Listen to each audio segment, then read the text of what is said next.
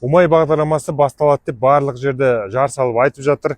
Енді әйел адамдар ғана қатыса алатын осы Умай бағдарламасының соңғы шарттары бойынша 50 миллионға дейінгі үйді бастапқы жарна 20% салып, жылдық мөлшерлемесі 14,5%бен бірінші және екінші нарықтан да ипотека рәсімдеуге болатын.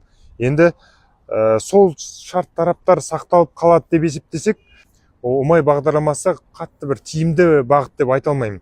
Себебі өздеріңіз білесіздер, отбасы банкте жинақтарыңыз, депозиттеріңіз болса, одан да тиімді бағыттар бар.